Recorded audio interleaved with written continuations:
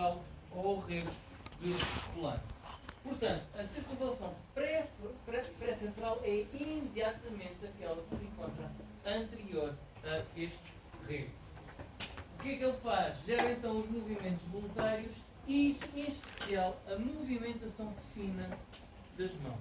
Ou seja, os movimentos mais delicados e precisos é nesta área que a resposta vai ser então processada e enviada.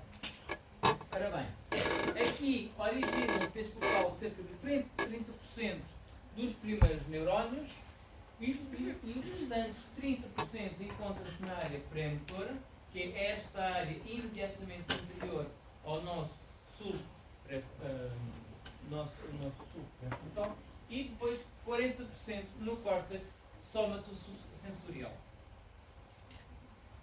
Voltando ao homúnculo, aqui temos os corpos celulares que controlam as funções motoras. Temos então aqui dos dedos do pé até à face, e conforme o tamanho da região, assim é o número de neurónios que vão controlar estas regiões. Quanto maior for então isto desenhado, maior o número e maior o número de áreas que vão controlar. Ok?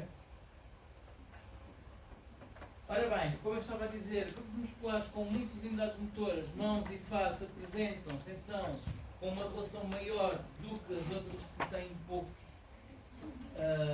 unidades motoras. Ora bem, a área pré-frontal, aliás, a área pré-motora, é uma área de apoio onde as funções motoras são organizadas antes de serem iniciadas no córtex motor. O que é que isto quer dizer? Quer dizer que temos alguém que dá a ordem, mas depois temos antes temos uns assessores que vão organizar a papelada toda para que essa pessoa vá dar a ordem. E é isso mesmo. Portanto, antes do córtex motor primário enviar a ordem, há então um resumo da informação que se quer fazer, um processamento da informação que se quer fazer, e depois é enviada para esta zona, e só aqui é que depois é enviada para os músculos inferiores. Ok? Os potenciais de ação são levados ao primeiro neurónio do córtex motor. A área pré-frontal, aqui é onde ocorre a motivação, ou seja, pessoas que adoram procrastinar, esta parte está um bocadinho atrofiada, porque não há motivação para estudar anatomia, por exemplo, então gosta-se mais de ir à Netflix e ver, por exemplo, a Wednesday. Sim. A Bandinha, por exemplo. Ou então caem no erro de ver a série 1899. Quem nunca, né? Foi o meu fim de semana. Ora bem, portanto, aqui é onde ocorre a motivação e a capacidade de previsão para planear e iniciar movimentos. Aqui também vai haver uma regulação do comportamento emocional e afetivo, e está bastante desenvolvido nos primatas e nos seres humanos.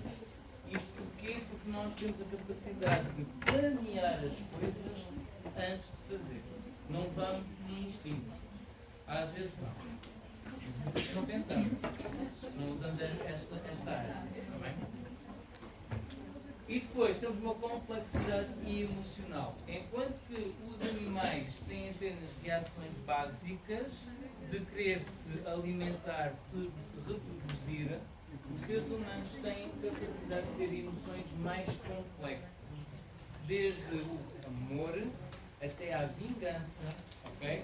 À raiva. Portanto, temos emoções mais complexas. Ora bem, já sabemos como isto mais ou menos funciona, ok? Vamos agora apanhar os elevadores para descer. Portanto, temos dois principais grupos de vias. Temos as vias diretas, ou aquelas que passam pelo sistema piramidal, ou as vias indiretas, que é aquelas que não passam pelo sistema piramidal, portanto é um sistema extra-piramidal. Portanto, As vias diretas estão implicadas na manutenção do tónus muscular e no controle da velocidade e precisão dos movimentos finos. Enquanto que as vias indiretas temos um controle menos preciso das funções motoras, em especial à posição geral do corpo e à função psicológica como a postura. Algumas das vias indiretas colaboram no controle fino e exercido pelas vias diretas. O que é que isto quer dizer? Quer dizer que estas não são as principais pelo controle fino, mas estas controlam as vias diretas, que são responsáveis pelo controle do movimento fino. Ora bem, as vias descendentes, estas situam-se então no corno, na parte posterior ou lateroposterior, e temos as nossas vias diretas, nomeadamente a corticospinal lateral e a rubrospinal, enquanto que na parte superior temos todas as outras. Se vocês repararem, as vias diretas não estão só na parte superior, mas também na parte anterior. Okay?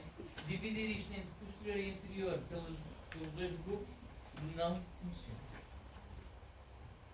Ora bem, e então temos estas vias todas.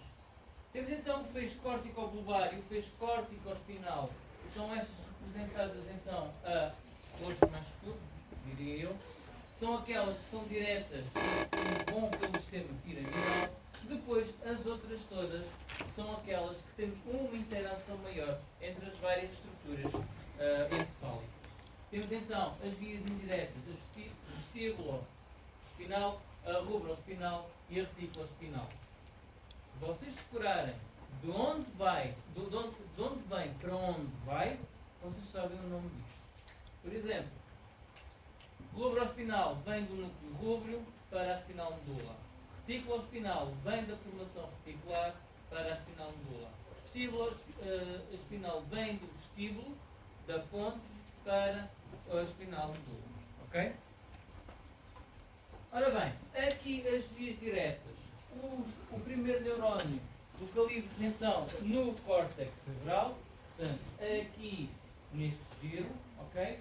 E este faz a sinapse diretamente com os segundos neurónios, ou no tronco cerebral, ou na espinal medula, ok? As suas fibras passam através das pirâmides bulbares. Por isso é que é um sistema piramidal. Ora bem, o feixe córtico-espinal tem o controle dos movimentos abaixo da cabeça, enquanto que o feixe córtico-bulbar, ou também denominado feixe geniculado, faz o controle dos movimentos da cabeça e do pescoço. Como vocês podem ver então, temos aqui o feixe córtico-bulbar que vai até ao tronco cerebral, enquanto que o córtico-espinal passa pelo tronco cerebral e vai até à espinal medula. Ok? Ora bem, resumindo e baralhando. Temos então os corpos celulares do primeiro neurónio vão depois descer através das cápsulas internas dos pedúnculos cerebrais do mesencéfalo e vão passar pela ponte e pelas pirâmides bulbares. Aqui dá-se duas situações. Ou cerca de 15 a 25% das fibras descem sem decoçar e constituem o feixe córtico-espinhal anterior e só decoçam perto do nível medular em que farão sinapse com o segundo neurónio, ou na parte inferior do bulbo reptiliano, cerca de 75 a 85% das fibras cruzam para o lado oposto e fazem decoção nas pirâmides. Esta última parte, as fibras cruzadas, constituem então o feixe córtico-espinal lateral. Ora bem, o feixe córtico-espinal lateral ainda se pode dividir em dois: o lateral propriamente dito e o anterior, e o lateral vai inervar todos os níveis do corpo, enquanto que o anterior inerva apenas o pescoço e os membros superiores. Ora bem, a maior parte das fibras, os primeiros neurónios fazem sinapse com os interneurónios, com os tais neurónios de ligação, na porção lateral da substância cinzenta e central da medula espinal. Os interneurónios depois vão fazer sinapse com os segundos neurónios e isto, o corpo está localizado no corno anterior e inervam fundamentalmente os músculos distais dos membros. Okay? Como vocês podem ver aqui, é este peixe, ele desce, chega aqui através das pirâmides, depulsam para o outro lado, descem pela espinal medula, vão sinapsar então com o interneurónio, o interneurónio depois vai sinapsar com o segundo neurónio e aqui vai então inervar o músculo. Okay? O geniculado, os corpos dorsais do primeiro neurónio estão na área primária e pré-motora dos lobos frontais e vão ocupar uma zona mais inferior e lateral em relação ao feixe córtico-espinhal. Mas vocês vão ver, encontra-se mais lateralmente do que em relação ao outro feixe. Okay? Já no tronco cerebral, a maior parte das fibras vão terminar na formação reticular, perto dos núcleos dos nervos cranianos, e os interneurónios penetram nos núcleos dos nervos cranianos, onde fazem sinapse com os segundos neurónios. O que é que isto quer dizer? Quer dizer que este feixe é aquele que vai modular em maior parte as informações enviadas e recebidas pelos nervos dos pares cranianos. Okay? É nesta zona do tronco cerebral que vai haver uma modulação das informações enviadas. Okay? Ora bem, aqui os nervos vão controlar o quê? Os movimentos oculares, da língua, da mastigação, da expressão facial, do palato, da faringe e da laringe. Em suma, estão responsáveis pela comunicação através das expressões faciais e da fala e também da mastigação e deglutição.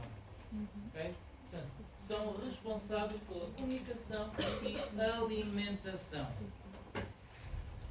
Ora bem, aqui temos um resumo daquilo que eu já disse. Portanto, temos as vias diretas que vão, em grande suma, controlar o tónus muscular e os movimentos conscientes centralizados, nomeadamente a estabilização fina das mãos. Portanto, dentro das diretas, os feixes córtico-espinhal vão controlar então os movimentos, especialmente das mãos, e a origem, ele parte do córtex cerebral e o segundo neurónio encontra-se no corno anterior da medula espinhal. Se estivermos a falar da parte lateral, o cruzamento em que dá-se na extremidade inferior do bulbo, se for a parte anterior ao nível de emergência do segundo neurónio. A parte do feixe córtico-bulbar, temos então os movimentos da face e da cabeça, parte igualmente do córtex cerebral, mas a sua terminação são nos núcleos motores dos nervos cranianos no tronco cerebral. E o cruzamento varia para os diferentes nervos cranianos. Okay? Consoante o seu nervo, assim temos a decussão em vários níveis. Ou alguns nem vão decussar. As vias indiretas são as vias mais complicadas e os primeiros neurónios motores têm a origem ou no cérebro ou no cerebelo. Portanto, já não é exclusivamente do córtex motor, mas aqui já pode vir também do cerebelo. E vão fazer sinapse com alguns núcleos intermédios, que são as nossas vias indiretas. Portanto, são 4 feixes. Temos o feixe rubroespinhal, espinhais, o reticuloespinhal e o tetraespinhal. O rubroespinhal, o que é que ele faz? Desempenha um papel fundamental na regulamentação do controle do motor fino dos músculos da porção distal dos membros superiores, traduzindo, vai controlar quem controla a motorização fina das mãos. Okay? E os primeiros neurónios iniciam-se no núcleo rubro. Daí o nome rubro espinhal.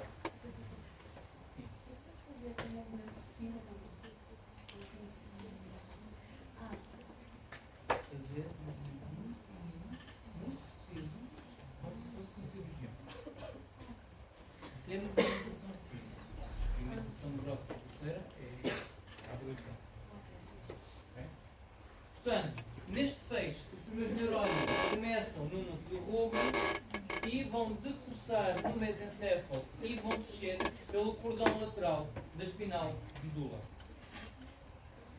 Os feixes vestibulo-espinhais, estes são aqueles que vão controlar quem faz a manutenção da postura através dos músculos do tronco e segmentos proximais dos membros superiores e inferiores. Aqui os primeiros neurónios partem do núcleo vestibular e eles vão descer no cordão anterior e vão fazer sinapse na porção centromedial da substância cinzenta da espinal medula. O feixe reticuloespinhal.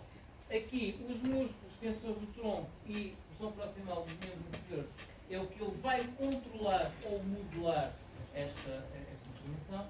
E isto faz, no fundo, fazer a nossa manutenção da postura direta.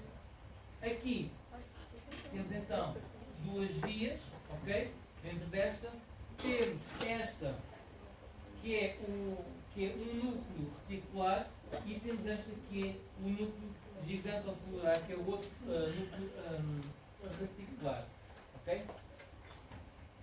Ora bem, aqui os primeiros neurónios iniciam-se na formação reticular da ponte e do bulbo raquidiano para vos recordar que a formação reticular, a substância reticular, não é um ponto preciso, mas encontra-se disperso no bulbo raquidiano e na ponte. Okay?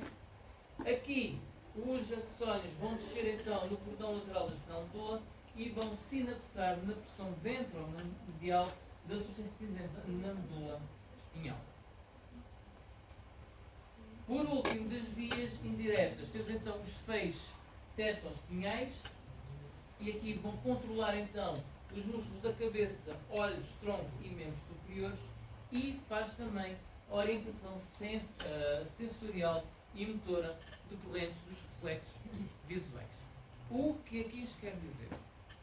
Quer dizer que, imaginem que vocês estão num túnel e de repente saem do túnel e está um sol abrasador. O que é que vocês fazem? Não é? Taludos. Portanto, reflexos visuais, isto pode dar uma resposta automática para proteger os olhos. Por exemplo, ok? Portanto, é este feixe que vai modular esta resposta em relação aos reflexos visuais. Os reflexos visuais também vão ter um papel importante na modulação da resposta em relação ao órgão sensorial do equilíbrio. Okay? Vamos ver mais à frente que o equilíbrio não é apenas receber informação do labirinto vestibular, ok? Mas vai ser essa informação em conjunto com outras informações que vão dar então a resposta para a manutenção do nosso equilíbrio. Okay? Ora bem, aqui os primeiros neurónios iniciam no tubérculo quadragésimo superior e rapidamente decusam, ou seja, nesse nível eles fazem o cruzamento para o outro lado e depois vão descer no cordão lateral da espinula espinhal e fazem sinapse na porção ventromedial da substância cinzenta. Isto é o resumo, isto é para saber na. Agora, como eu estava a dizer, recebemos o estímulo, levamos até o encéfalo pelas várias vias, o encéfalo traduz essa informação, quase que processa essa informação na parte do córtex sensorial e depois passa a informação para o córtex motor para ele planear e dar então uma resposta motora, desce as vias descendentes e temos então a contração dos músculos. Agora, quem controla isto, ou quem modela esta resposta? Portanto, vamos falar agora da modificação e refinamento das atividades motoras. Portanto, há 4 zonas que vão modelar estas respostas, nomeadamente os núcleos basais, o cerebelo, uma ligação cérebro-cerebelo e, por último, o tronco encefálico. Ok? Ora bem, o que é que os núcleos basais fazem? Aqui vai fazer uma modelação dos movimentos e postura, e o que é que vai fazer? Vai fazer um planeamento, uma organização e uma coordenação para conseguir fazer um movimento pensado e efetivo. Okay? Temos então mecanismos de retroação que podem ser estimulatórios e isto facilitam então o início do movimento voluntário, ou inibitórios, que vai inibir a atividade muscular dos músculos antagonistas e vão diminuir o tónus muscular quando o corpo está em repouso. O que é que isto quer dizer? Quando eu falei dos músculos e do grupo de músculos que fazem determinado movimento, eu falei que um grupo de músculos fazia um movimento e havia outro grupo de músculos que fazia um movimento contrário. São os músculos antagonistas. Para eu fazer um movimento agonista, eu tenho que inibir os músculos antagonistas. Porque se os dois grupos de músculos estiverem a contrair ao mesmo tempo, eu não vou ter movimento. Okay? O que eu vou ter é o meu braço, por exemplo, parar em força e não sabe para que lado é que há de se meter e vocês vão começar a sentir dor. Okay?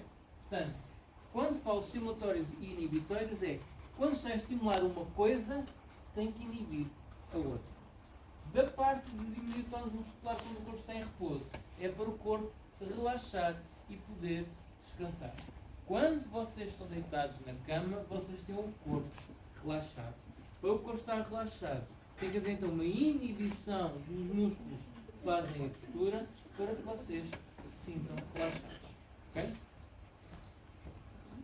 Ora bem, no cerebelo, temos então o lobo fóculo-nodular, ou também denominado de vestido cerebeloso, e este vai receber informação das estruturas vestibulares e envia axónios para os músculos vestibulares.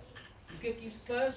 Faz então manter o tono dos músculos posturais, vai controlar o equilíbrio e vai coordenar os movimentos oculares.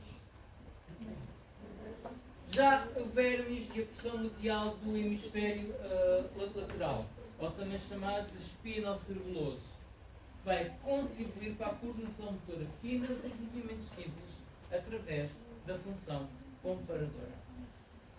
E o que é isto da função comparadora?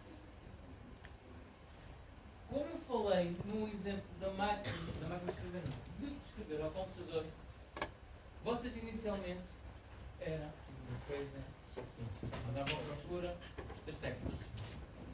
Com a continuação desse movimento, vocês foram aperfeiçoando e neste momento vocês já conseguem escrever sem olhar para o teclado.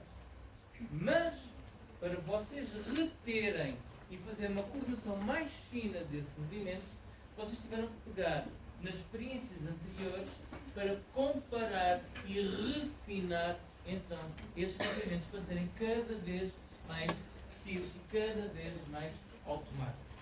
Ok? Portanto, é isso mesmo a função comparadora. Como é que isto funciona?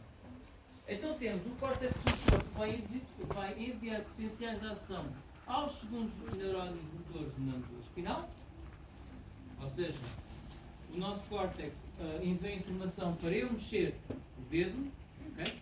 Chega à medula espinal, mas também os potenciais de ação vão ao córtex, vão informar o cerebelo do movimento desejado. Portanto, temos uma informação bruta que chega à espinal medula e temos uma informação mais refinada então ao cerebelo.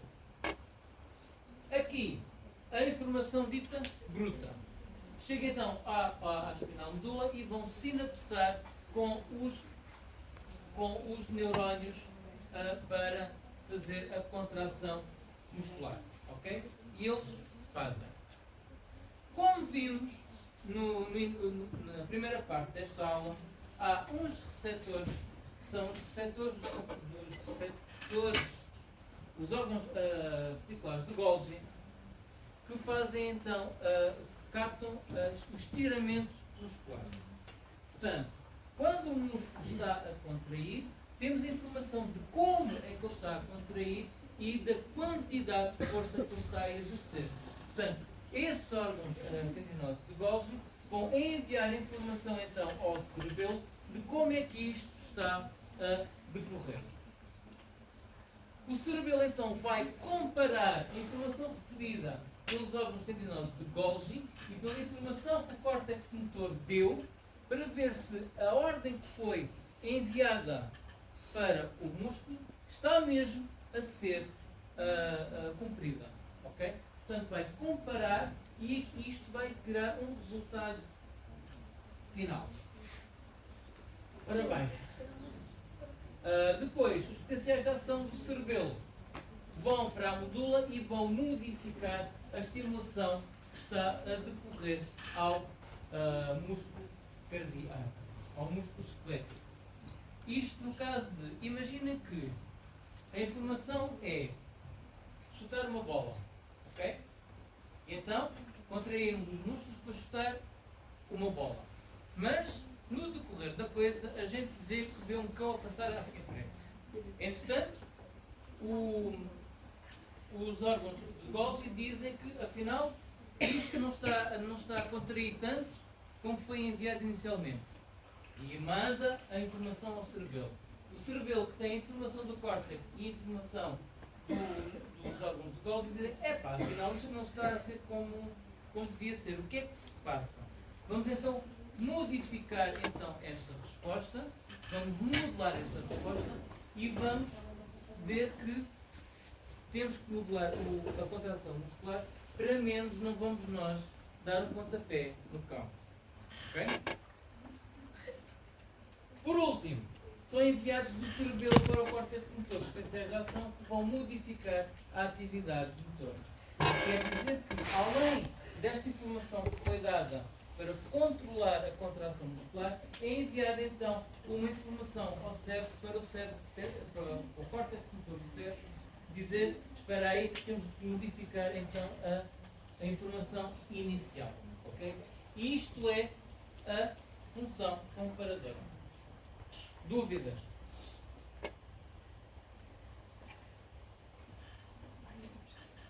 Quem é que me quer resumir isto?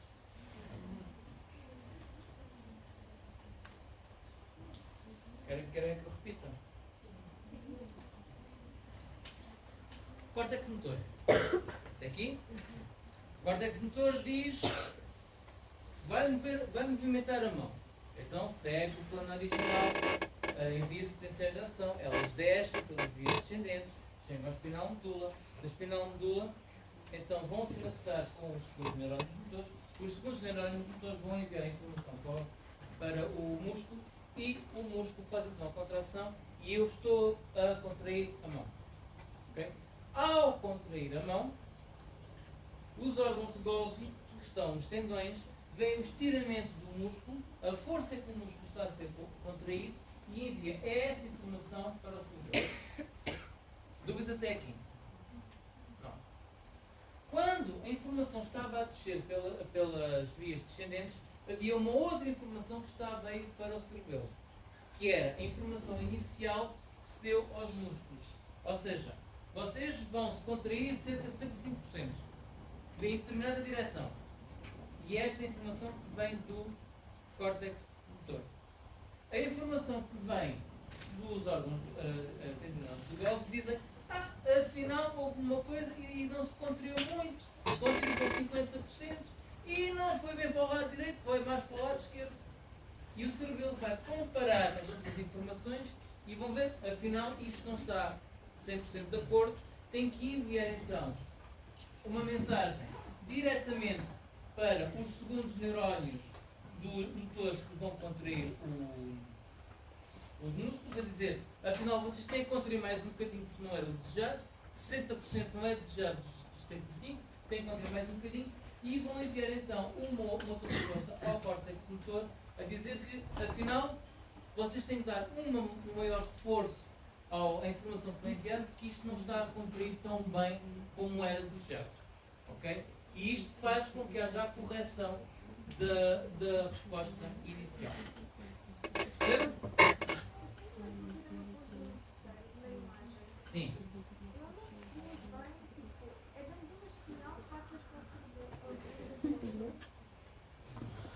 Temos o córtex motor que envia dois sinais. Um para a espinal medula, que vai para o segundo neurónio, que depois vai contrair o músculo. São as vias normais. E envia um outro sinal para o cerebelo.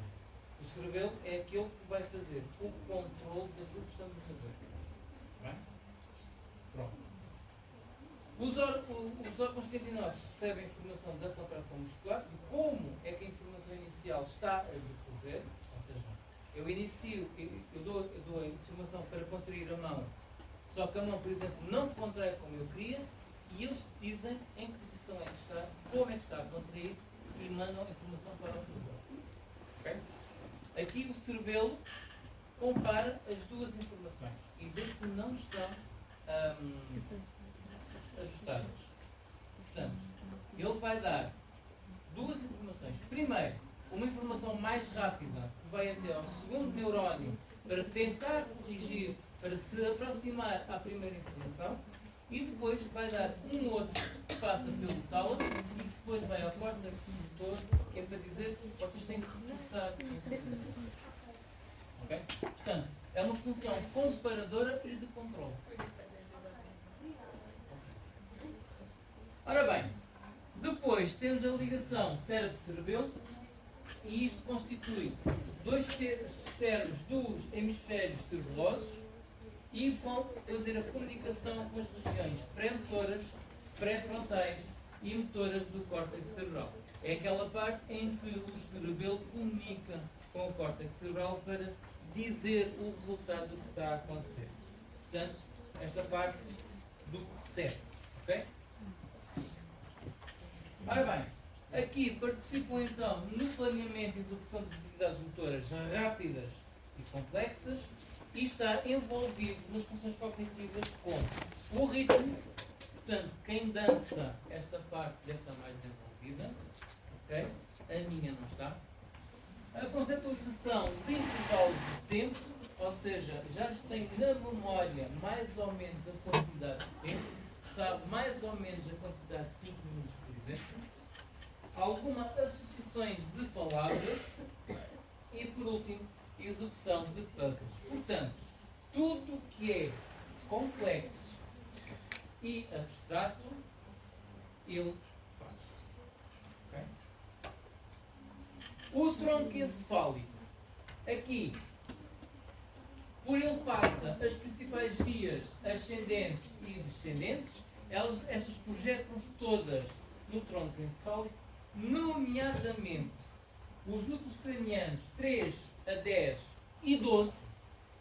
Portanto, o 1 e o 11 não têm projeção para os núcleos do tronco encefálico e, mesmo assim, o par craniano 2, só as ramificações colaterais é que se vão projetar para o tronco encefálico.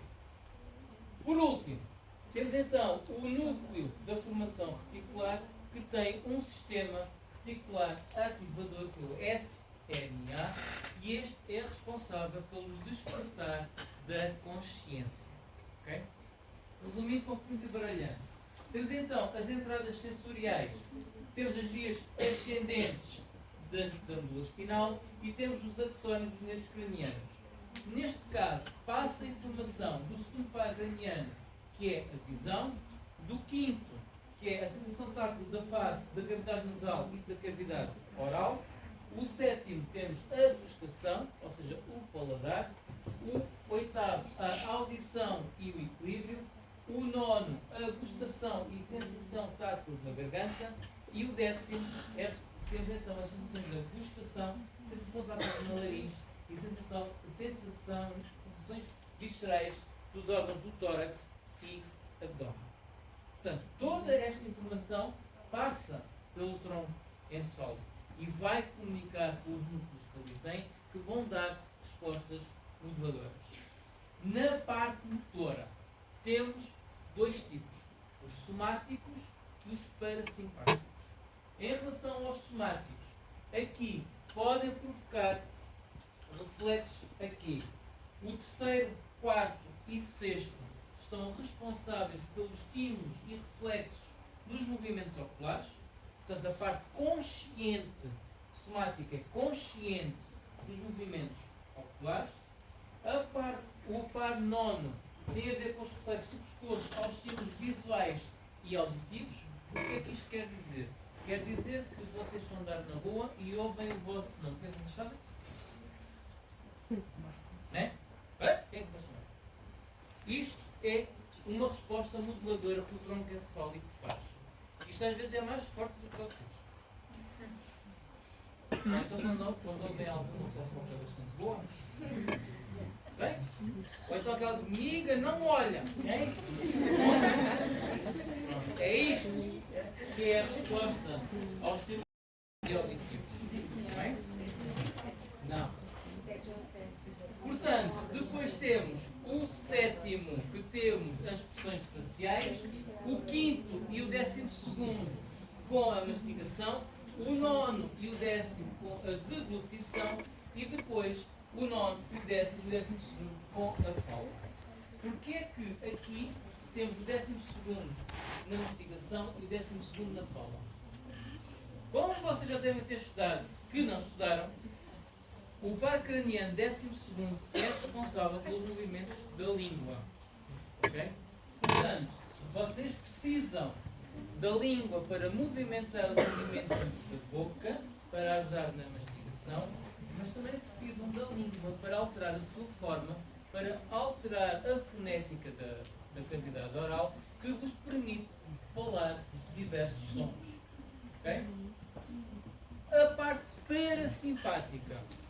Temos então o núcleo do par craniano 3, que faz a constrição da pupila.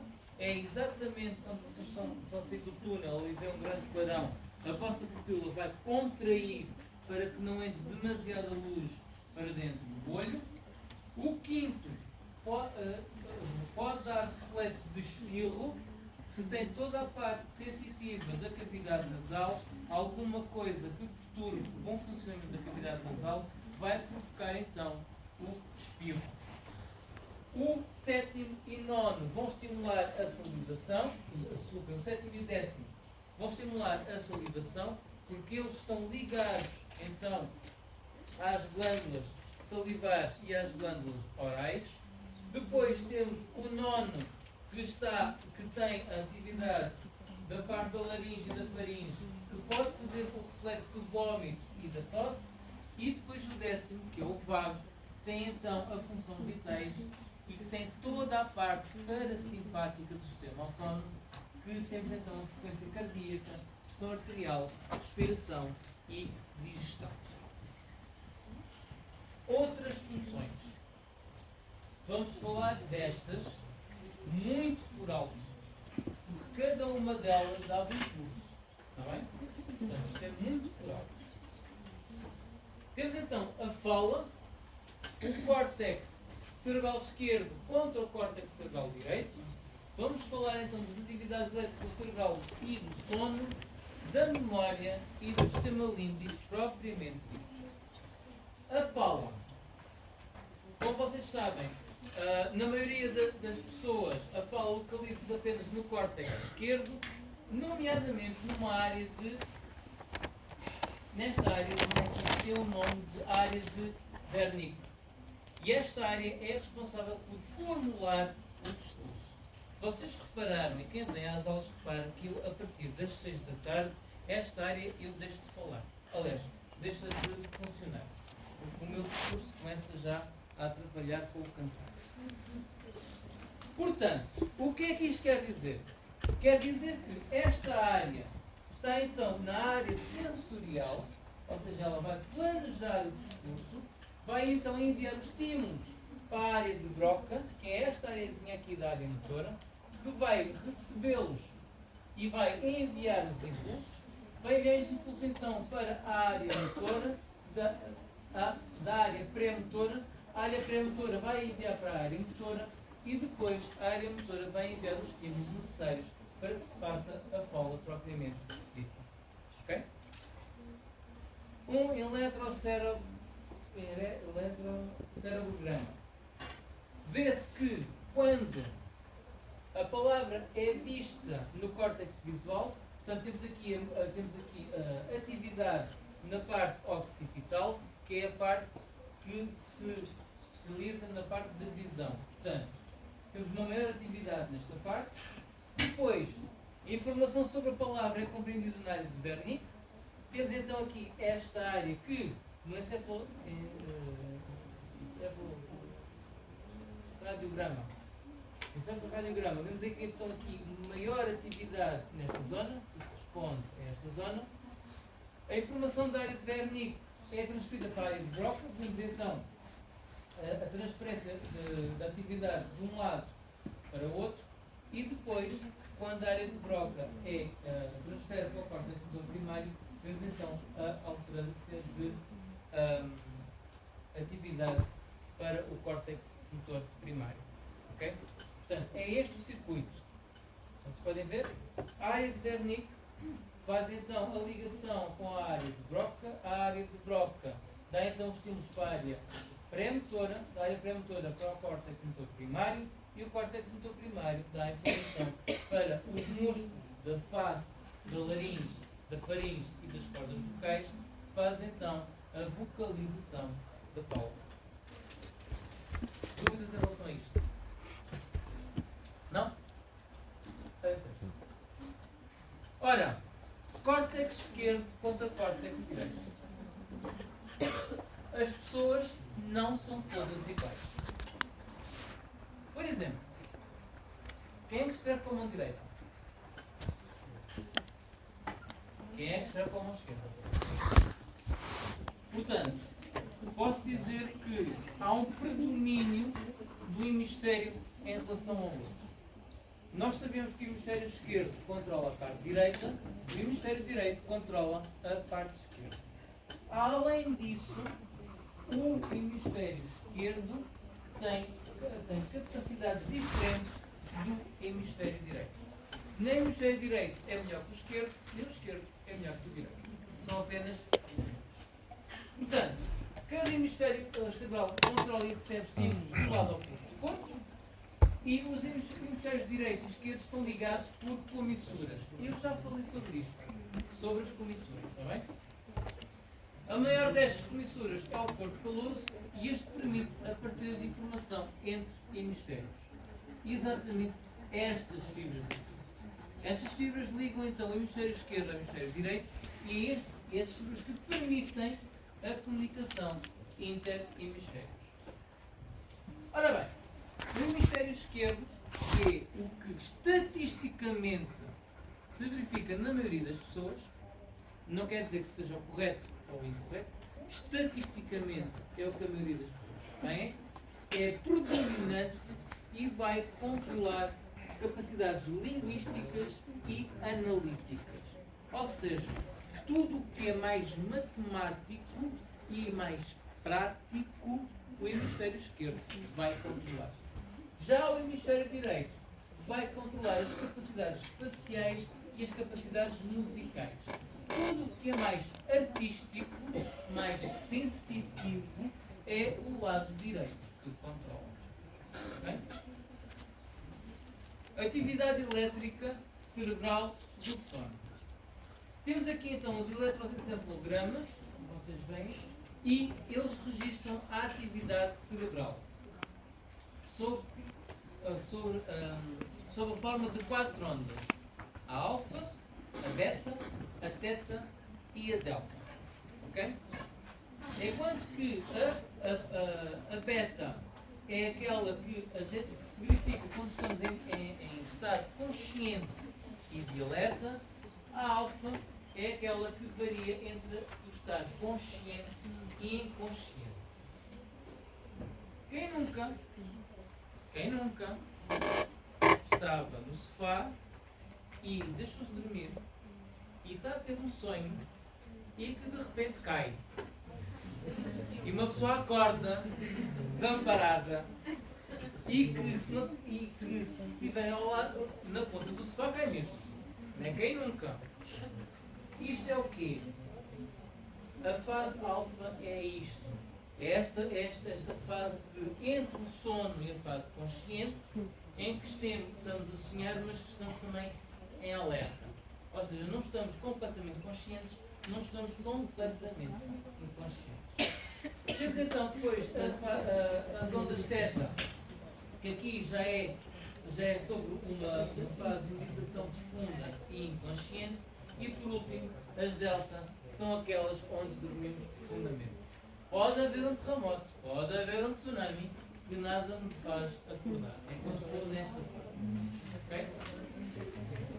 Ora bem, algumas perturbações encefálicas podem ser detectadas no eletroencefalograma e os padrões de sono caracterizam-se por eletroencefalogramas específicos.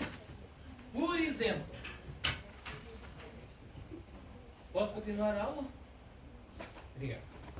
Portanto, temos aqui os estágios, temos aqui então a parte alfa, beta, teta e delta, e vocês podem ver que durante o vosso sono, aqui tem um sono de 7 horas e meia, sobretudo, e vocês veem que estão no estado de acordar e vão passando pelas várias ondas. Esta parte aqui, a parte REM, é a parte onde vocês sonham e vocês têm movimentos oculares bastante oscilantes. Okay? Como vocês podem ver, vocês inicialmente adormecem profundamente, voltam a este estado em que têm movimentos rápidos nos olhos, voltam outra vez muito profundamente, voltam a este estado e isto vai diminuindo até acordar. Este estado, que é o estado de movimentação rápida dos olhos, é o estado em que vocês estão entre o consciente e o inconsciente. É onde vocês estão com as ondas alfa. Okay? Normalmente, os sonhos, vocês só se lembram dos últimos cerca de 2 minutos de sonho. Ok? Quando vocês acordam e pensam, eu sonhei tanto para 3 trilogias, foram só 2 minutos, está bem? O resto vocês não se lembram. E mesmo assim há quem não se lembre dos últimos 2 minutos.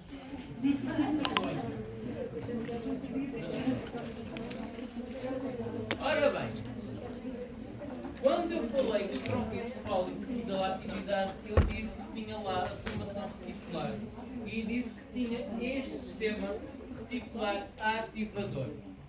Esta parte é aquela que vai despertar a consciência. O que é que isto quer dizer?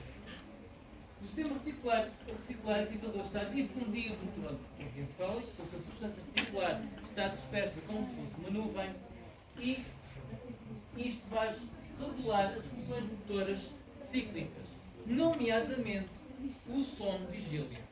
Está bem?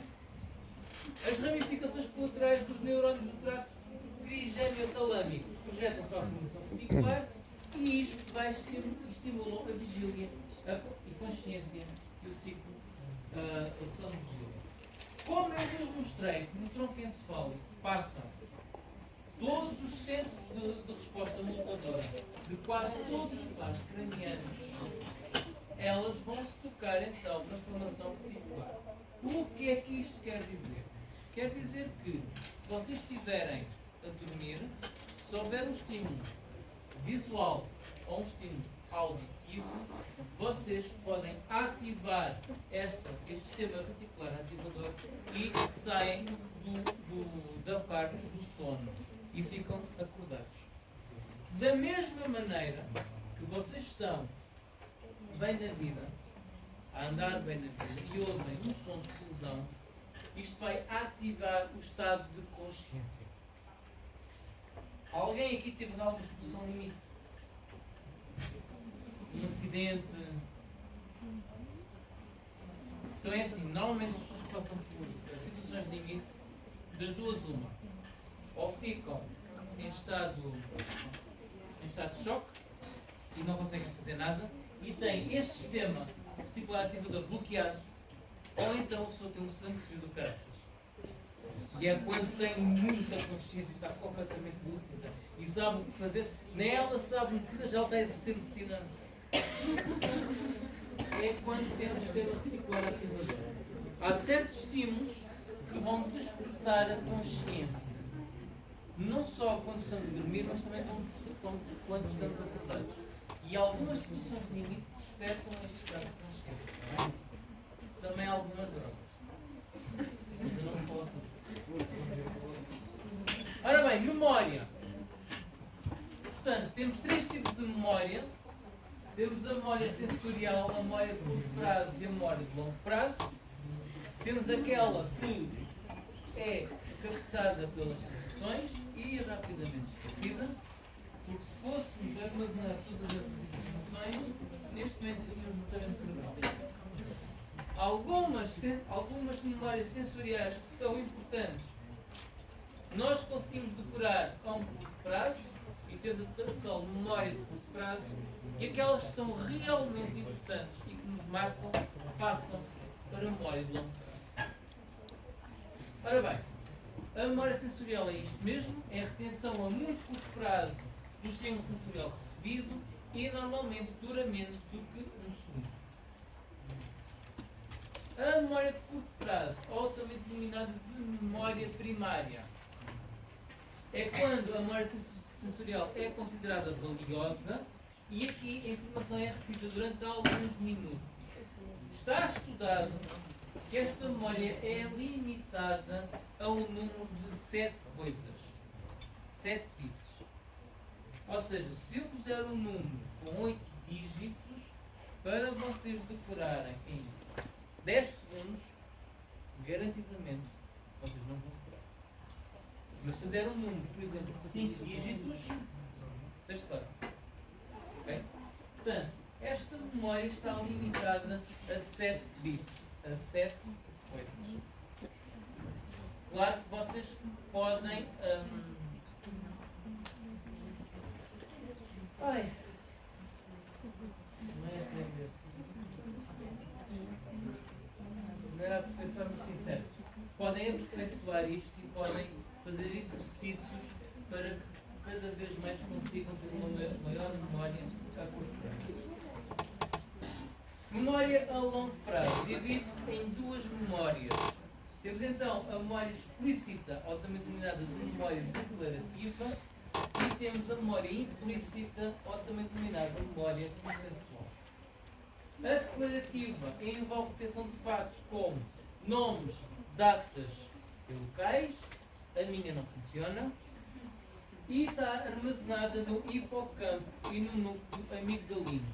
Enquanto que a processual envolve o desenvolvimento de perícias, ou seja, de coisas mais complexas, como o andar de bicicleta, o tocar piano e também o digitar no teclado.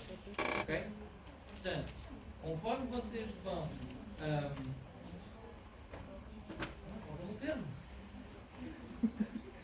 praticando, boa, conforme vão praticando, assim vão retendo esta memória que vos vai fazendo automatização do digitar no teclado. Okay? Aqui, esta memória não está armazenada nem no hipocampo, nem no núcleo amigdalino, mas sim no cérebro, no cerebelo e na área pré-motora do cérebro. As tais zonas em que vão compilar a informação e vão dar para o córtex motor para ele fazer então a informação para movimentar o músculo. Portanto, a memória sensorial aqui, a maioria perde-se imediatamente. Quem nunca, o professor da anatomofiziologia está a dizer as coisas e passar 5 segundos perguntar, ninguém responde, né? Quem nunca, perde-se aqui, a informação perde toda aqui na memória sensorial.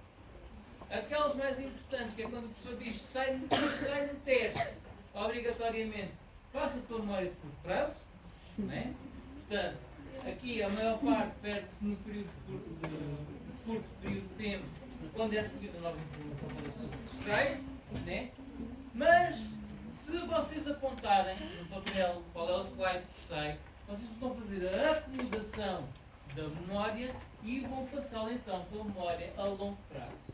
A explícita perde-se uma grande quantidade ao longo do tempo, enquanto que a implícita perde-se uma pequena quantidade ao longo do tempo. Que doença vocês conhecem onde isto é notório? Alzheimer. O que é que as pessoas com Alzheimer, quais são as memórias que elas perdem? As recentes. Ok? Tudo que é memória sensorial, memória de curto prazo e memória explícita, elas vão perdendo. No entanto, a implícita, não. Sistema límbico. Ora bem, eu já tinha falado que ele envolve diversas zonas do nosso encéfalo, nomeadamente córtex cerebral, núcleos basais, tálamo, hipotálamo e córtex olfativo.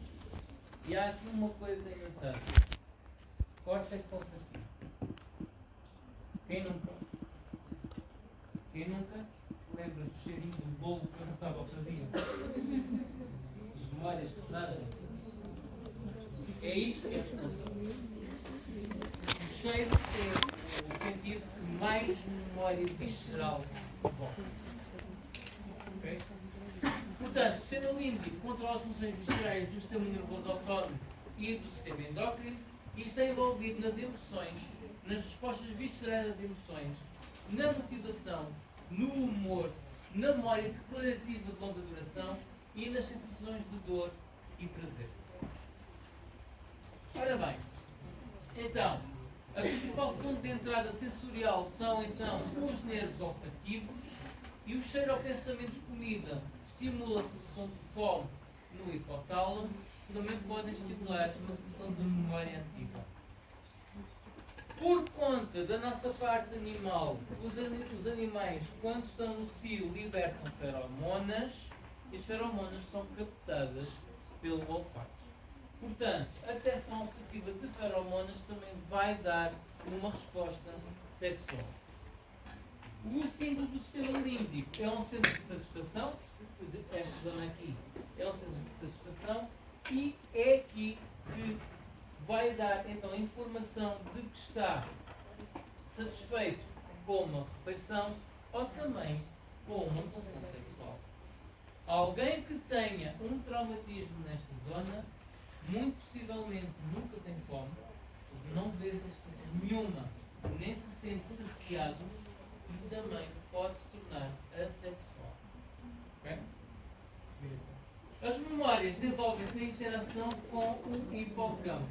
Portanto, tudo o que envolve o hipocampo se refere à memória. O que é que acontece quando temos um traumatismo ou lesão nesta zona? Primeiro, se tiver um traumatismo, pode acontecer que a pessoa fique sem apetite, mas também pode ter um apetite voraz. Ou seja, nunca está satisfeito com o que come. E agora percebemos o que é que eu disse. Ora bem, também pode haver um aumento da atividade sexual, como também uma diminuição da atividade sexual. Pode também dar um fator de docilidade. O que é que isto quer dizer? Quer dizer que podemos perder o medo normal, ou seja, somos frontalizados e vamos à bruta e não temos medo de nada e pomos-nos em situações de risco. E também pode haver uma diminuição de respostas de raiva. Ou seja, a pessoa também pode não ter mais raiva. Depois, danos no hipocampo, nomeadamente no hipocampo. Temos então, ele está inserido no lobo temporal. O lobo temporal é aquele que está associado às memórias e um dano no hipocampo pode levar à perda da formação da memória. Quem é que nunca viu um filme em português? Como é que é? Nunca fui beijada. E em brasileiro acho que é os 40 primeiros encontros. uma Drew Barrymore Como se fosse a primeira vez. Exatamente, como se fosse a primeira vez. É como se fosse a primeira vez. Vou fazer como se fosse a primeira vez. Ela tem uma lesão no hipocampo que faz que todos os dias se esqueça do dia anterior. Então para ela todos os dias é o mesmo dia. Ok? Tudo depende se atinge esta região, tudo depende como é que é feito esse traumatismo, que extensão é o traumatismo e com que força é esse traumatismo. Okay? Também está descrito que a parte do Alzheimer afeta também esta zona e é por isso que as pessoas que têm Alzheimer esquecem-se das coisas mais recentes, porque não consegue formular memória. Ok?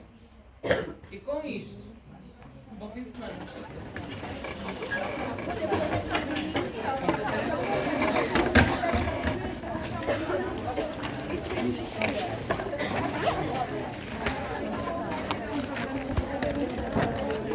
Não.